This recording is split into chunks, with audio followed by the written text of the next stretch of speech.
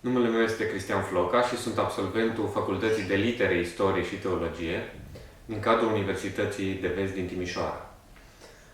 De asemenea, am absolvit ulterior facultății și proaspătul înființat pe atunci masterat de arheologie interdisciplinară, urmând ulterior cursurile doctoratului de știință umanistă, de asemenea domeniul istorie. Parcurgerea acestor trepte și absolvirea lor mi-a permis accederea la un post de cercetător în cadrul filialei din Timișoara Academiei Române, unde mă găsesc și astăzi.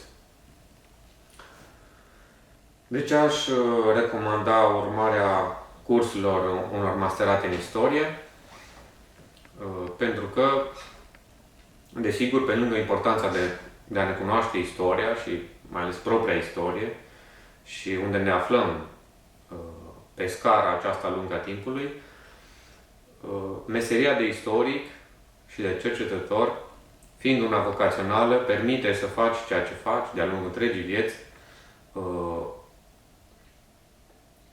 să faci o meserie cu drag, cu pasiune și cu bucurie, ceea ce e foarte important. Acum noi avem la Timișoara în prezent două posibilități de a urma masteratul de arheologie și mediu în contextul dezvoltării durabile, dacă optăm pentru istoria veche și medie, sau masteratul de istorie conceptuală românească în context european, dacă optăm pentru istorie modernă și contemporană. De ce la Timișoara și nu într-un alt centru universitar, poate mai de tradiție, cum este Clujul sau Bucureștiul? În primul rând, eu cred că acolo unde ești acasă, și pentru mulți dintre noi Timișoara înseamnă, sau Banatul înseamnă acasă, poți da un randament mult mai bun și poți să te miști mult mai firesc, nu numai în domeniul profesional, ci și personal. Dar pe lângă aceasta, Banatul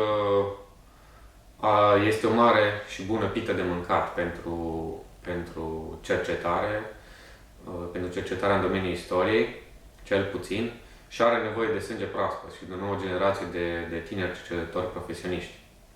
De asemenea, Banatul și mai ales Banatul Timișan cunoaște o dezvoltare puternică în acest moment, oferind multe resurse în aceste domenii de cercetare.